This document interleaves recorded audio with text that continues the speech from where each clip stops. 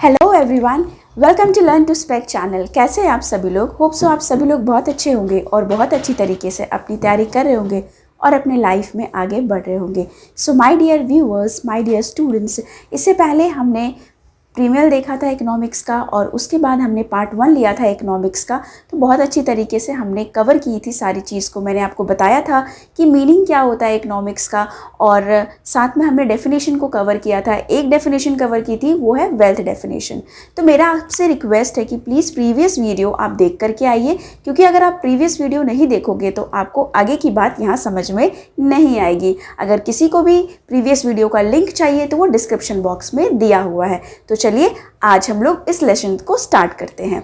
तो previous video में जो आपको बताई थी मैंने, वो बताया था वेल्थ डेफिनेशन के बारे में कि वेल्थ डेफिनेशन क्या होता है और इसको किसने दिया था? एडम स्मिथ ने। ये सारी डेफिनेशंस मैंने आपके लिए एक रिवीजन के लिए रख दिया कि wealth definition, welfare definition, scarcity definition, growth definition और मॉडर्न डेफिनेशन। आप प्रीवियस वीडियो को में मैंने बताया था कि वेल्थ डेफिनेशन किसने दिया, वेलफेयर किसने दिया, स्कैसिटी किसने दी है और ग्रोथ और मॉडर्न डेफिनेशन किसने दिया है। वेलफेयर डेफिनेशन आपको अच्छे से पता है कि एडम स्मिथ ने दिया है और इनके बारे में हमने प्रीवियस वीडियो में बहुत अच्छे से देखी थी। आप प्लीज़ जाके उस डिस्क्रिप्शन में उसका लिंक ज़रूर से फाइंड आउट कर लीजिएगा और उस वीडियो को देख करके आइएगा, क्योंकि वो सारी चीज़ें अभी जो मैं आपको पढ़ाऊँगी वो इन कंटिन्यूएशन है, तो आपको ज़्यादा क्लियर होगा। तो चलिए स्टार्ट करते हैं। नेक्स्ट डेफिनेशन जो हमारे महान इकोनॉमिक्स ने दिया था और वो है वेलफेयर डेफिनेशन। तो वेलफेयर से जैसे मैंने आपको बताया था ना कि किसी भी इंग्लिश वर्ड में जब भी आप जाते हो तो सबसे पहले आपको क्या देखना होता है? सबसे पहले आपको ये देखना होता है कि वो वर्ड हमसे कहना क्या चाह रहा है। आप अपना कभी नाम भी देखो ना, तो अगर आप अपने नाम का मीनिंग भी खोजो तो आपको उस नाम का मतलब भी पता चलेगा। तो इसी तरह जब इन्होंने डेफिनेशन दी थी, नाम में ही काम होता है। मैं आपको बार बार रिपीटेडली चीज बोलती हूँ। तो इस नाम में क्या काम है? वेलफेयर, इसका मतलब कि किसी के लिए अच्छा हो, जो भी चीजें होगी वो सभी चीज के लिए क्या होगी? अच्छी चीज होनी चाहिए। ठीक है, तो इन्होंने वेलफेयर किसके अकॉर्डिंग बोला? इन्होंने वेलफेयर बोला है किसके ऊपर? मैन के ऊपर। तो आज हम लोग देखेंगे कि डेफिनेशंस क्या दिए। तो वेलफेयर डेफिनेशन किसने दिया था? अल्फ्रेड मार्शल ने दिया था। ये मैंने आपको पहले ही बताया। और इनकी एक फेमस बुक थी, वो है प्रिंसिपल ऑफ इकोनॉमिक्स, और ये बुक कब लिखा था इन्होंने? 1890 में। तो चलिए, ये डेफिनेशन का मैंने क्रक्स लिखा है। सबसे पहले डेफिनेशन को देख लेते हैं कि डेफिनेशन क्या कहना चाहती है। तो डेफिनेशन जो बोलना चाहती है कि इकोनॉमिक्स क्या है? Economics is a study of Mankind in the ordinary business of life. It inquires how he gets his income and how he uses it. It examines that part of individual and social action which is most closely connected with the attainment. Attainment का मतलब होता है acquisition and with the use of the material requisites. उसका मतलब होता है कि necessary and or essential things of well-being. Thus, it is on the one side of study of wealth and on the other, the more important side, a study of man. तो ये जो पूरी definition थी, ये पूरी definition welfare definition थी। तो बोलोगे मैम ये क्या कहना चाह रहे थे? एक्चुअली में कुछ समझ में नहीं आया। तो उन सभी स्टूडेंट्स के लिए, उन सभी व्यूअर्स के लिए कि ये क्या कहना चाह रहे थे, एडम स्मिथ इतनी बड़ी डेफिनेशन दे दी और हमें कुछ भी नहीं समझ में आया। तो मेन फोकस जो इनका था वो किस पे था? जो डेफिनेशन मैंने अभी आपके लिए जो रीड आउट की, अभी आपको जो मैंने बताया, वो था किसके ऊपर मेन फोकस था? वो मैनकाइंड पे था। इसका मतलब कि ये ह्यूमन बीइंग्स के ऊपर, जो इंसान है उसको फोकस रखते हुए उन्होंने बोला कि भाई वेल्थ तो ठीक है, वेल्थ तक तो सही है, क्योंकि अभी आपने देख रहे थे ना एडम स्मिथ गाना गा रहे थे, पैसा पैसा क्यों करती है, पैसे पी तो क्यों मरती है। तो फिलहाल अब इन्होंने बोला कि ठीक है भाई, इतना गाना मत आप गाइए, मैं आपकी बात से सहमत हूँ और कुछ और भी चीज़ें इसमें ऐड ऑन होनी चाहिए। तो ठीक है, चलिए ऐड ऑन क्या होनी चाहिए देखते हैं। तो इनका मेन जो क्रक्स था, जो मैं आपको इस छोटे से फॉर्म में आपको बता देती हूँ कि अपने डेफिनेशन में क्या कहना चाह रहे थे। इन्होंने बोला कि जो वेलफेयर डेफिनेशन है, जो इकोनॉमिक्स है, वो किस चीज़ की स्टडी है? Those activities concerned with material welfare. Material welfare का मतलब क्या होता है मैम? Material welfare का मतलब ये होता है कि भाई जब आपके पास पैसे हो, क्योंकि वेलफेयर डेफिनेशन में पैसे की बात हुई थी, तो जब आपके पास पैसे हो ना, तो फिर आप सोचते हो यार अच्छा सोफा होना चाहिए, अच्छा चेयर होना चाहिए, अच्छा डाइनिंग टेबल होना चाहिए, अच्छी टीवी होनी चाहिए और फ्रिज होना चाहिए। बहुत से ऐसी चीज़ है जो आप सोचते हो जो हमें सुख दे, आराम दे, वैसी वाली चीज़ होनी चाहिए। ओके, तो इनका कहने का ये मतलब था कि जो भी चीज़ें हमें आराम दे, सुख दे और हमारी वेलफेयर के लिए हो, वो चीज़ क्या हो जाएगी, मटेरियल वेलफेयर में आएगी। वो सारी एक्टिविटीज़ जो भी ह्यूमन बीइंग करते हैं, किस लिए, ताकि वो मटेरियली हैप्पी हो पाए और अच्छी तरीके से खुश हो पाए, वो सारी चीज़ें उन्हें क्या किस में होना चाहिए, मटेरियल वेलफेयर में। अभी मैंने आपको बताया ये क्या है, study of man in ordinary business of life. इसका मतलब कि जो जनरल बिजनेस है, उनकी जिंदगी में जो चीज़ें चल रही है, जैसे मैंने बोला ना आराम, जो आपको आराम दे, वो सारी सुविधाएं, वो सारी चीज़ उन्होंने बोला कि ये सारी चीज़। और भाई पैसा तो ठीक है, लेकिन इकोनॉमिक्स उस चीज़ को स्टडी करती है कि जो चीज़ें आपको सुख दे, सुविधा दे, वो चीज़ें आपके घर में होनी चाहिए। ओके, नेक्स्ट इन्होंने बोला कि studies how people get their income and how they make best use। इसका मतलब कि भाई किस तरह से वो इनकम कमाए, किस तरह से वो पैसे अर्न करे और उन पैसे का सही यूटिलाइजेशन, सही यूज, सही इस्तेमाल किस तरह से करे। नेक्स्ट इन्होंने बोला कि सिर्फ पर्सनल और सोशल एक्टिविटीज़ जो मटेरियल एस्पेक्ट्स पे बस उसी को ये स्टडी करते थे कि हमारा जो भी पर्सनल है ना, कि हम खुश हो जाते हैं अच्छी चीज़ पा करके, नई लग्जरी चीज़ पा करके हम जब खुश होते हैं तो हमारा जाहिर सी बात ये पर्सनल मैटर है। तो पर्सनल चीज़ को लेकर के और जो हमारी सोशल एक्टिविटीज़ है उनको लेकर के जो भी हमारा मटेरियल एस्पेक्ट्स है, इसका मतलब आपको मैंने बताया चेयर है, फ्रिज है, सोफ़ा है, डाइनिंग टेबल है, बहुत सारी एसी है, ये सारी चीज़ें आपको अच्छी लगती है और ये हमारे वेलफेयर के लिए भी है, हमें सोसाइटी में थोड़ा रिच बनाती है, हमें सोसाइटी में लगता है कि हाँ ये बहुत ज़्यादा, जिसको बोलते हैं ना कि बहुत ज़्यादा स्टैंडर्ड इंसान है, तो ये चीज़ आपको देखने में मदद करती है। तो ऐसा इनका सोचना था एल्फ्रेड मार्शल का। लेकिन ये उनके बारे में नहीं बात करते थे जो सोसाइटी से कट ऑफ रहते थे। कई लोग का ऐसा भी मानना है ना कि भाई हम तो अब इन सब सुख सुविधाएं से एकदम परे, हमें ये सब से अब बिल्कुल भी मतलब नहीं है, हम जो है अब संतुष्ट है पूरा। भाई इन व्यक्तियों को इन्होंने बाहर रखा, बोला कि नहीं भाई आप सोसाइटी से बाहर हो। नेक्स्ट है हाउ पीपल, ये स्टडी करता है इकोनॉमिक्स। इन्होंने बोला कि इकोनॉमिक्स उन लोगों की स्टडी करता है जो अपनी मटेरियल मीन्स को बढ़ाना चाहे अपनी वेलबींग के लिए। इसका मतलब कि अपनी सुख सुविधाओं के लिए, अपने रहने के लिए जो चीज़ें वो बढ़ाना चाहे, उन्हीं को हम कहते हैं, वही चीज़ क्या है, इकोनॉमिक्स की स्टडी है। अच्छा भाई ये भी हम मान लिए। अब आपको मैंने यही सेम चीज़ आपको मैंने बताई थी कि किस तरह से money earning and money spending, कैसे वो कमाते हैं, मतलब इंसान हम कैसे कमाते हैं और कैसे पैसों का खर्च कर देते हैं। जब ज़्यादा पैसे आते हैं तो आप भी सोचते हो चलो यार पार्टी कर लेते हैं, चलो यार नया एसी खरीद लेते हैं, चलो यार कुछ ऐसी चीज़ कर लेते हैं जो बढ़िया हो एकदम और लग्जरियस हो, जिसमें हमें काफ़ी इंटरटेनमेंट मिले। तो ये सारी चीज़ों की बात इन्होंने यहाँ पे की थी। फिर बोला कि इकोनॉमिक्स जो है मटेरियल पार्ट को करता है और मटेरियल पार्ट को इन्होंने किस में मेजर किया, इन्होंने मटेरियल पार्ट को मनी के फॉर्म में मेजर किया। ठीक है, बोला कि जो भी मटेरियल चीज़ है, ठीक है, उसको इन्होंने बोला कि इन टर्म्स ऑफ मनी उसको हम मेजरमेंट कर सकते हैं। ये किनका मानना था, इनका मानना, मैं नहीं कह रही हूँ, एल्फ्रेड मार्शल कह रही है। ठीक है, ये लाइन आपको समझ में है कि जो मटेरियल पार्ट है, मतलब कि जो सुख सुविधाएं हैं, उसको हम किस टर्म में मेजर कर सकते हैं, पैसे के फॉर्म में।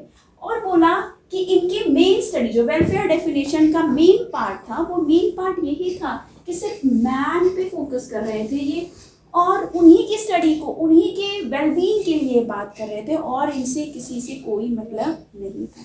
तो इनके कुछ ड्रॉबैक भी होंगे क्योंकि महान व्यक्ति यहाँ भी तो थे, स्कैरसिटी, इनके डेफिनेशन को भी तो कोई बोला कि नहीं यार तू जो बोल रहा है ना ठीक है, हमारी बात भी सही है, लेकिन मेरी बात गलत नहीं है, मेरी बात भी सही है। तो इस डेफिनेशन को और थोड़ा सा बढ़ावा मिला और कुछ क्रिटिसिज्म भी हुआ कि बोला नहीं ये डेफिनेशन में कुछ कमी है और डेफिनेशंस भी होने चाहिए। इसका मतलब कि वेल्थ से क्या हुआ, इन्होंने बोला वेलफेयर में कि वेल्थ तो होना जरूरी है, ठीक है भाई, लेकिन सिर्फ पैसा ही सब कुछ नहीं होता। मैंने आपको बताया था, ये गाना बंद कर दो एडम स्मिथ जी, और भी चीज़ है हमारे पास, वेलफेयर भी है। तो इन्होंने बोला कि ये भी ऐड ऑन कर लो। फिर रॉबिन्सन है, रॉबिन्सन बोले एल्फ्रेड मार्शल जी ये चीज़ आप बंद कर दो, बंद नहीं कर दो, मतलब ये चीज़ तो होती है यार, ठीक है, सब लोग को मज़ा आता है अपने वेलबींग के लिए, अपने वेलफेयर के लिए चीज़ें इस्तेमाल करने में, लेकिन और भी चीज़ें होती हैं, ठीक है। तो चलिए, इसके लिए ड्रॉबैक्स क्या है। ड्रॉबैक्स ये है कि सबसे पहले इन्होंने इग्नोर किया नॉन मटेरियल सर्विसेज को। कौन से? नॉन मटेरियल सर्विसेज को। बहुत सारे ऐसे चीज़ें हैं जो नॉन मटेरियल हो। अब मटेरियल का मतलब मैंने आपको बताया था कि जो सुख सुविधाएं हैं जो ह्यूमन बीइंग को चाहिए उनकी वेलबींग के लिए, मतलब उनके अच्छे से रहने के लिए, रहन सहन के लिए जो भी उनको चीज़ें चाहिए वो सारी आपकी मटेरियल वेलफेयर में आती है, ठीक है। तो नॉन मटेरियल में क्या आती है? नॉन मटेरियल में भाई जो टीचर पढ़ा रहे हैं, जैसे मैं आपको जो पढ़ा रही हूँ, क्या मेरा कोई इंपॉर्टेंस नहीं है? क्या मेरा कोई मटेरियल वेलफेयर नहीं है? अच्छा, जो डॉक्टर सर्विस दे रहे हैं पेशेंट्स को, क्या उनका कोई मटेरियल वेलफेयर नहीं है?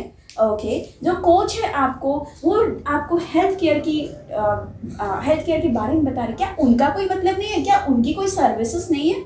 अच्छा, और भी म्यूजिशियंस भी है, लॉयर्स भी है, बहुत सारे ऐसे लोग हैं, क्या उनका कोई मतलब नहीं है? क्या उनकी सर्विसेज का कोई मतलब नहीं है? क्या वो हमारे मटेरियल वेलफेयर में नहीं आएंगे? क्या वो ह्यूमन बीइंग्स को सुख सुविधाएं नहीं देते? भाई देते हैं। तो आपने ये बात क्यों नहीं बोली अल्फ्रेड मार्शल जी? तो ये किसने क्रिटिसाइज किया? ये स्कैर्सिटी डेफिनेशन वाले जो रॉबिन्सन थे, उन्होंने बोला कि भाई ये चीज तो आपको ध्यान देना चाहिए था ना, सोच के बोलना चाहिए था। बोला अच्छा ठीक है, और बता दो और क्या कमी है। तो उन्होंने बोला aimed at measuring human welfare in terms of money. आप किस तरह से मेजर कर सकते हैं कि ह्यूमन जो बीइंग है, जो मैन है, वो सिर्फ खुश रह सकता है मनी के टर्म्स में? आप उसकी वेलफेयर को कैसे मेजर कर रहे हो? मनी के फॉर्म में। ऐसा कैसे आप कह सकते हो भाई कि उसके पास जब उसके जो वेलफेयर सुख सुविधाएं हैं और वो जो है उसी में खुश है, उसी को आप पैसे के फॉर्म में मेजर कर रहे हो? नहीं भाई, जब वो बीमार पड़ जाएगा तो कहाँ जाएगा? जाहिर सी बात है डॉक्टर के पास जाएगा, ठीक है। जब वो उसे कुछ सीखना होगा, उसे कुछ नया नॉलेज लेना होगा तो कहाँ जाएगा? टीचर के पास जाएगा। ये भी आपने नहीं बोला। उसको क्यों नहीं मनी के फॉर्म में मेजर किया? तो मेन जो इन्होंने पॉइंट आउट किया, किसने? रॉबिन्सन ने। वो मेन पॉइंट आउट किया उन्होंने किसके ऊपर? उन्होंने मेन पॉइंट आउट किया कि भाई मटेरियल चीज को डिफाइन करिए, ठीक है। gives economics a normative character, a normative science must pass on a value judgment। तो इन्होंने बोला कि ये बताइए अल्फ्रेड मार्शल जी, आपने बोला कि इकोनॉमिक्स जो है वो नॉर्मेटिव कैरेक्टर है। जब भाई हम इकोनॉमिक्स को पढ़ते हैं ना तो उसमें दो चीज़ होती है, एक होती है आपकी पॉजिटिव इकोनॉमिक्स और दूसरी होती है आपकी नॉर्मेटिव इकोनॉमिक्स, ठीक है। ये दो इकोनॉमिक्स होती है। आप ये चीज़ हम लोग आगे भी देखेंगे, डोंट वरी। तो ये मैं आपको थोड़ा सा यहाँ पे हाईलाइट दे देती हूँ कि नॉर्मेटिव और पॉजिटिव इकोनॉमिक्स में क्या फ़र्क होता है। तो देखिए, पॉजिटिव मतलब आप समझ रहे होंगे कि कोई चीज़, जब कोई भी इंसान किसी चीज़ को लेकर के पॉजिटिव है, वो कहे ना क्या होना चाहिए। जैसे आपके घर में कोई भी बात हो तो आपकी मम्मा बोलती है ना, बेटा ये होना चाहिए, तुम्हें पढ़ना चाहिए तभी अच्छे नंबर आएंगे। व्हाट इज, क्या है, ठीक है। व्हाट इज, अभी आप क्या कर रहे हो? व्हाट इज, आप मोबाइल देख रहे हो। व्हाट इज, बेटा आप ऐसे करोगे तो पता नहीं क्या होगा, ठीक है। नॉर्मेटिव आपको क्या हो? नॉर्मेटिव मम्मी बोलती है कि what ought to be, what ought to be, इसका मतलब कि क्या होना चाहिए, और एक्चुअल में जो आप कर रहे हो व्हाट इज, क्या उससे आपको कोई बेनिफिट हो रहा है? अब हो सकता है कई बच्चों को इसमें भी कंफ्यूजन हो। तो देखिए, सिंपल सी बात है, व्हाट इज मतलब कि जो प्रेजेंट में है, व्हाट इज जो प्रेजेंट में है, जो आपको दिख रही है, ये चीजें हैं इकोनॉमिक्स में। और दूसरी क्या है? व्हाट ऑट टू बी, क्या होना चाहिए। जैसे अभी गवर्नमेंट बनी है ना, तो गवर्नमेंट में कई सारे विवाद है। लोग बोलते हैं यार ये है, अभी एक्चुअल में कौन सी गवर्नमेंट है? बीजेपी की है। तो वो आप देखते हो व्हाट इज, लेकिन कई लोग का व्यू रहता है इसमें कि नहीं यार, अगर अखिलेश की गवर्नमेंट आई होती तो क्या होता, व्हाट ऑट टू बी। तो हमें हो सकता था कि सबसे पहले तो आपको क्या मिलता? एम्प्लॉयमेंट मिलता। व्हाट ऑट टू बी, है ना। इसको हम क्या बोलते हैं? एग्जाम्पल है। व्हाट ऑट टू बी, क्या होना चाहिए, ये चीजें होनी चाहिए, ठीक है। अब इसमें घुस मत जाना पॉलिटिक्स में, मैंने बस एक एग्जाम्पल लिया है, ओके। चलिए नेक्स्ट है गिव्स। ये तो आप समझ गए। तो इसका मतलब अल्फ्रेड मार्शल जी ने सिर्फ नॉर्मेटिव कैरेक्टर को बताया, पॉजिटिव को हटा ही दिया एकदम कि क्या सिनेरियो चल रहा है वो तो बताओ यार, वो तो बताओ। आपने यही नहीं बताया कि क्या अच्छा है क्या बुरा है। मान लो किसी को शराब पीना बहुत अच्छा लगता है, क्या तो वो मटीरियल वेलफेयर है? भाई वो हेल्थ को नुकसान पहुंचाए। सिगरेट जो है स्मोकिंग उसको बहुत पसंद है, तो क्या वो मटीरियल वेलफेयर है? आपने तो सिर्फ नॉर्मेटिव कैरेक्टर के बारे में बताया। पॉजिटिव जो हो रहा है क्या वो भी वेलबीइंग है? भाई बताइए अल्फ्रेड मार्शल जी, थोड़ा सा सोच समझ के बोलिए, क्योंकि आपके पीछे पीछे एक और है रॉबिन्सन जो कि क्रिटिसाइज कर रहे हैं आपके डेफिनेशन को। नेक्स्ट है could not establish link between economic activities, human being and welfare। Same वही पॉइंट मैंने आपको बताया कि इन्होंने एस्टैब्लिश नहीं कर पाया, इन्होंने संबंध नहीं बता पाया कि भाई वेलफेयर कौन सी चीज़ है, एक्टिविटीज़ कौन सी ऐसी है जो अच्छी है, जो बुरी है, जो इंसान को करनी चाहिए, नहीं करनी चाहिए। तो ये सारी चीज़ों का जो कमी है वो किसने बोला? बोले कि आपके डेफिनेशन में भाई साहब ये कमी है, इसको सुधार लो आप। तो बोला ठीक है भाई, आप अपना ही डेफिनेशन दे दो। तो नेक्स्ट डेफिनेशन आया आपका स्कैरसिटी डेफिनेशन, जो कि किसने दिया था? रॉबिन्सन ने दिया था। सो नेक्स्ट देखते हैं हम लोग स्कैरसिटी डेफिनेशन, क्योंकि वेलफेयर डेफिनेशन में हमने देखा कि रॉबिन्सन ने काफ़ी ज़्यादा मतलब अल्फ्रेड मार्शल जी को बोल दिया। तो अल्फ्रेड मार्शल जी बोले ठीक है भाई, अब तो अपना डेफिनेशन बता दो, क्योंकि मेरे डेफिनेशन में तो यही सारी चीज़ें थी और आपने बहुत अच्छी तरीके से क्रिटिसाइज़ किया है। तो थोड़ा सा अपने डेफिनेशन के भी बारे में बताइए जो आप बताना चाहते हो। तो जो हमारे रॉबिन्सन्स थे उन्होंने बोला, और ये प्रोफेसर भी थे, तो उन्होंने बोला कि ठीक है मैं अपना डेफिनेशंस बताता हूँ, मेरा डेफिनेशन आप सुन लो और काफ़ी अच्छा डेफिनेशन है। अच्छा ठीक है, पर रॉबिन्सन जी ये नहीं जानते थे कि इनको क्रिटिसाइज़ करने वाले और भी महान लोग आ जाएंगे जो कमी भी बताएंगे। तो चलिए पहले देख लेते कि ये अपने डेफिनेशन में क्या बोलना चाहते थे। तो इनकी जो डेफिनेशन थी, इनका पूरा नाम था प्रोफेसर लियोनेल चार्ल्स रॉबिन्सन, जो कि प्रोफेसर थे। तो इनका जो डेफिनेशन था वो डेफिनेशन ये था कि economics is a science which studies human behaviour. इसका मतलब ह्यूमन बिहेवियर के बारे में इन्होंने बताया, जो कि वेलफेयर डेफिनेशन में भी डिफाइंड था। ठीक है, तो इसका मतलब कि माना है उनकी बात, बट बोला कि और भी चीज होती है। एज अ रिलेशनशिप बिटवीन, किसके बीच में? As a relationship between ends and scarce means which have alternative uses. बोलो मैम, बस स्केयर का मतलब समझ में आया, क्योंकि स्केयर का मतलब आप बताए थे कि कमी होती है। हाँ मैंने बताया था स्केयर का मतलब कमी होती है, और फर्स्ट क्लास में मैंने आपको बताया था कि इकोनॉमिक्स जो है टोटली स्केयर चीज़ पे बेस होती है। इकोनॉमिक्स का मतलब होता है स्कैरसिटी की स्टडी करना। यस मैंने बताया था। तो ये कुछ जो चीज़ है वो रॉबिन्सन ने उठा के लाई थी और उन्होंने ये डेफिनेशन दी थी। तो ठीक है, चलिए इस डेफिनेशन को जो अंग्रेजी में मैंने लिखी है थोड़ा सा इसको विस्तार से पढ़ते हैं। ठीक है, तो अब क्या बोल रही है इन्होंने? क्या बोला? इन्होंने बोला अपने डेफिनेशन में सबसे पहले ये चीज़ कही कि उस डेफिनेशन का ये क्रक्स है। ठीक है, जो ये डेफिनेशन में ये कहना चाहते थे, उसी डेफिनेशन को मैंने पार्ट्स में थोड़ा सा आपको समझाने की कोशिश की है कि वो एक्चुअली में क्या कहना चाह रहे हैं। तो देखिए, उन्होंने बोला ह्यूमन वॉन्ट्स आर अनलिमिटेड। अब बोलो मैम ये अंग्रेजी समझ में आ रही है? बिल्कुल समझ में आ रही होगी यार, क्योंकि बहुत सिंपल सा वर्ड लिखा हुआ है कि ह्यूमन की जो वॉन्ट्स है वो अनलिमिटेड है। ये बताइए क्या आप कभी सेटिस्फाइड हो पाते हो? अगर कोई भी चीज़ आपके पास आ जाती है, अगर आज आपके पास साइकिल है तो आप सोचते होगे कि यार कार या बाइक हो जाती ना तो ज़्यादा अच्छा रहता। बाइक आ जाती तो बोलते यार कार हो जाती ना तो ज़्यादा अच्छा रहता। फिर कार हो जाती ना तो आप सोचते हैं, कार में भी ब्रांड खोजते हो। मतलब आप तो भाई जिसको क्या बोलते हैं, जिसको मैंने बोला था ना फर्स्ट क्लास में भी, भुक्कड़ है। इंसान का कभी भी पेट नहीं भरता, वो हर समय ये चाहता है कि जो भी चीज़ हो ना उससे और बेटर हो, उससे और अच्छा हो। जैसे मान लो छोटे से रेंट में होगे, रेंट के हाउस में, तो आप सोचते होगे यार कहीं अच्छा सा फ्लैट ले लेना, वो ज़्यादा सही है, वहाँ मस्त सोसाइटी में रहेंगे, रेंट वहाँ भी दोगे, वो भी एक तरह का, लेकिन वो आपकी क्या इच्छा है। फिर नेक्स्ट सोचे यार वहाँ रह लेंगे ना, तो उसके बाद फिर सोचते हैं कि चलो एक ठो अपना मकान खड़ा करेंगे यार, बहुत अच्छा सा, एक बिल्डिंग अच्छी होनी चाहिए, अपने घर होना चाहिए बढ़िया सा। फिर वो सोचेगी, वो भी सेटिस्फाइड हो जाओगे ना, तो फिर सोचोगे यार सब तो बना लिया, अब गाड़ी होनी चाहिए एक। फिर जब गाड़ी भी हो जाएगी ना सब, तब सोचोगे यार, बोलो तब मैं तो मैम पेट भर जाएगा, नहीं, तब सोचोगे यार अच्छी क्वालिफाइड मस्त लड़की होनी चाहिए, सुंदर वाली एकदम, जो रहे तो लगे हाँ ये मेरी वाइफ है। अच्छा ये भी हो गया।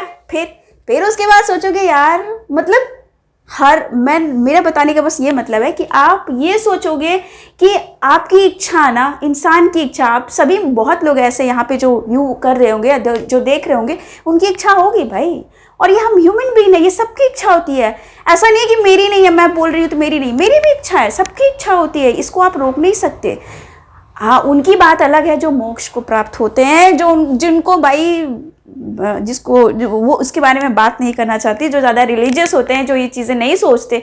बट हाँ यार, अगर आप ह्यूमन बीइंग हो और ये चीज़ आपके अंदर है कि भाई मुझे कुछ करना है, लाइफ में आगे बढ़ना है, तो ये वाली थिंकिंग तो आप में हमेशा रहती ही रहती है। ठीक है, तो इन्होंने कुछ गलत नहीं बोला रॉबिन्स ने, इन्होंने दिल की बात बोली जो ह्यूमन बीइंग्स में होती है। तो ये बोला कि आपकी इच्छाएं कभी भी खत्म होने वाली नहीं है, ये अनलिमिटेड, इसकी कोई सीमा नहीं है। नेक्स्ट बोल रहा है लिमिटेड मीन्स, इसका मतलब रिसोर्सेस। ठीक है, क्योंकि आप अब हर जगह देख रहे हो कि भाई हर जगह मकान बन रहे हैं, हर जगह चीज़ें, जो भी बैरन लैंड्स थे, जो भी खाली जगह बची हुई थी, वो सब देख रहे हो कि अब वहाँ बिल्डिंग्स बन रहे हैं। फॉरेस्ट का तो एकदम मतलब नामो निशान मिटने ही वाला है अब, एकदम मतलब कि वो कहीं है ही नहीं।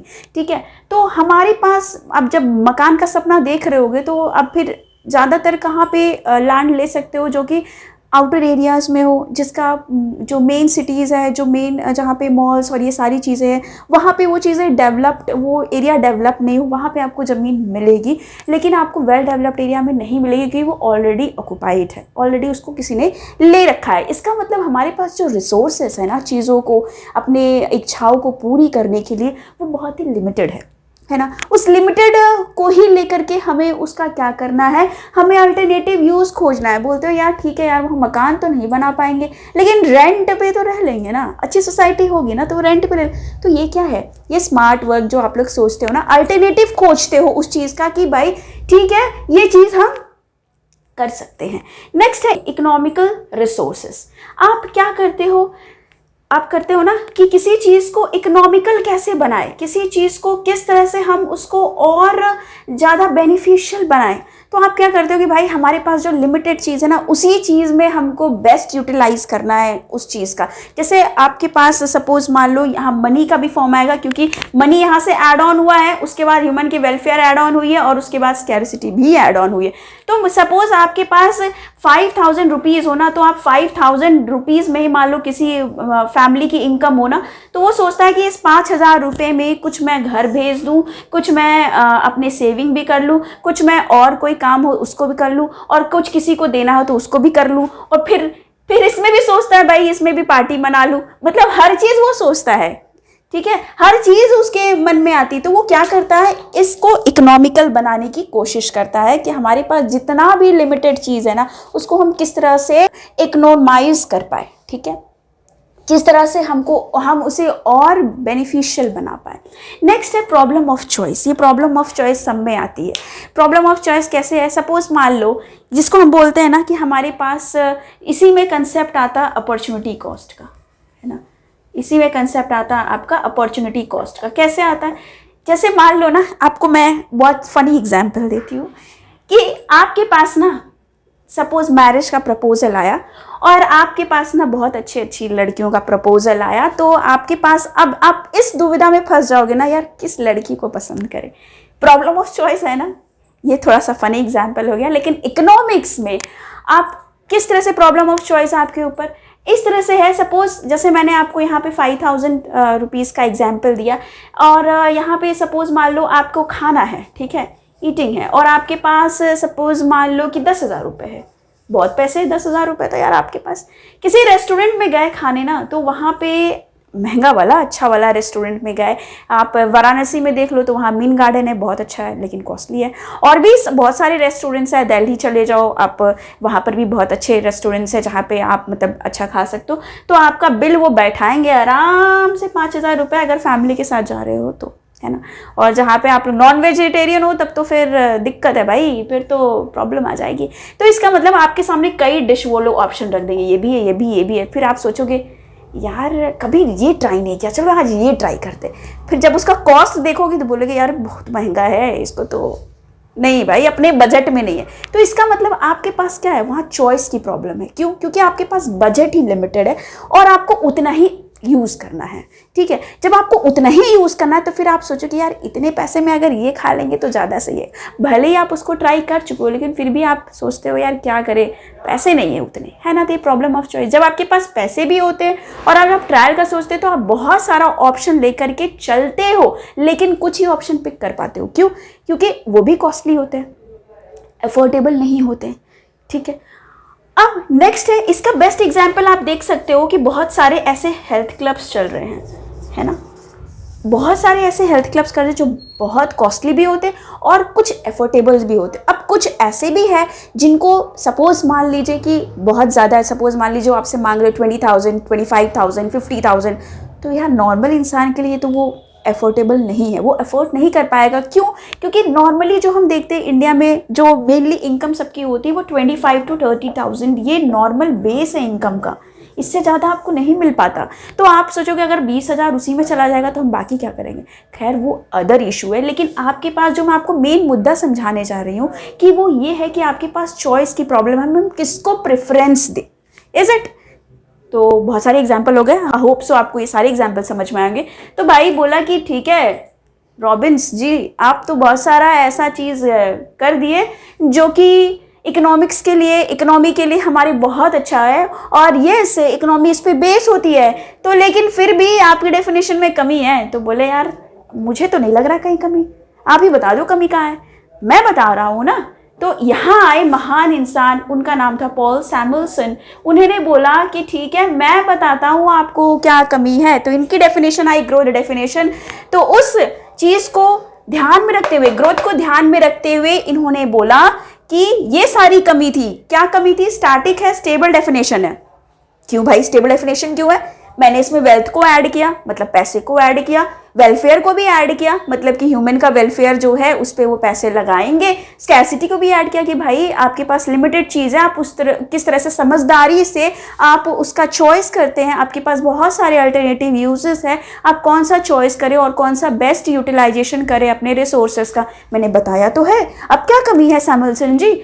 तो सैमुअल्सन जी बोले अच्छा जी मैं बता रहा हूँ आपको क्या कमी है।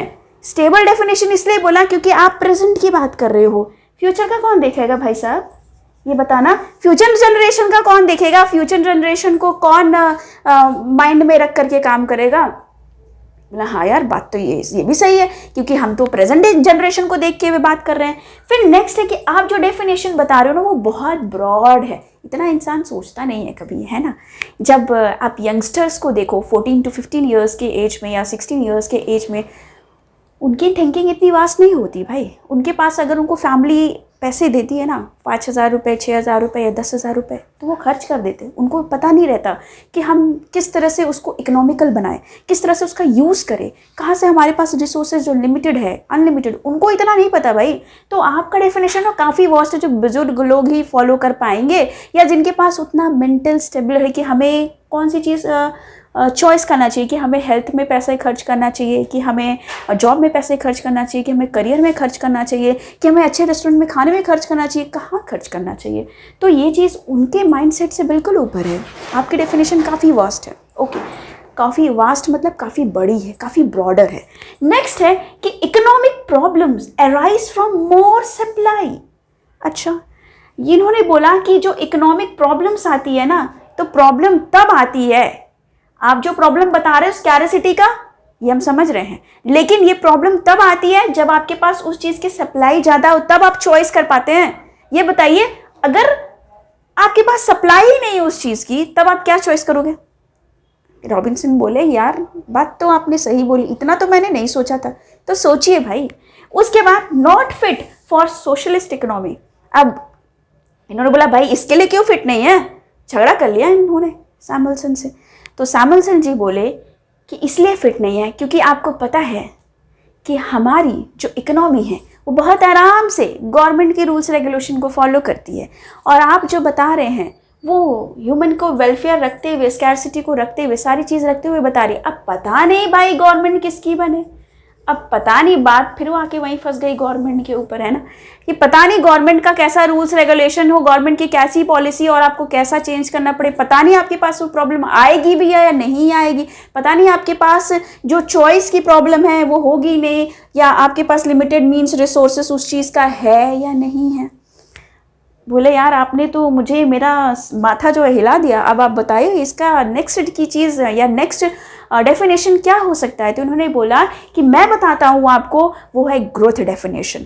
तो भाई मुझे लगता है कि इतना सफिशिएंट आप लोगों के लिए, क्योंकि काफ़ी ज़्यादा हौच पौच हो जाएगा। डेफिनेशन में काफ़ी सारी चीज़ उन्होंने बताई। मुझे लग रहा है कि आपको दोनों ही डेफिनेशन, जो मैंने आपको वेलफेयर डेफिनेशन पढ़ाया और स्कैरसिटी डेफिनेशन पढ़ाया और इससे पहले आपको वेल्थ डेफिनेशन पढ़ाया है था, तो ये तीनों डेफिनेशन आपको अच्छी तरीके से क्लियर होगी। सो अगर आपको कुछ भी डाउट हो, कोई भी प्रॉब्लम है, तो ज़रूर से कमेंट बॉक्स में मुझे बताइएगा। इससे रिलेटेड, सब्जेक्ट से रिलेटेड कोई भी इशू हो तो ज़रूर से कमेंट करिएगा। और किसी ने भी अगर फर्स्ट क्लास और सेकंड क्लास नहीं देखी है तो मेरा रिक्वेस्ट है, प्लीज़ डिस्क्रिप्शन में उसका लिंक दिया हुआ है, जा कर के देख के आइए। और मैं क्वेश्चंस भी पूछूंगी अगली क्लास में, जब हम लोग ग्रोथ और मॉडर्न डेफिनेशन कवर करेंगे तो वहाँ आपसे क्वेश्चंस भी रहेंगे, तो प्लीज़ प्रीवियस क्लासेस आप कवर करके आइएगा। सो मिलते हैं नेक्स्ट वीडियो में, तब तक के लिए हंसते रहिए, मुस्कुराते रहिए, क्योंकि एक हंसता हुआ ही चेहरा दूसरे को हंसा सकता है। So keep smiling always.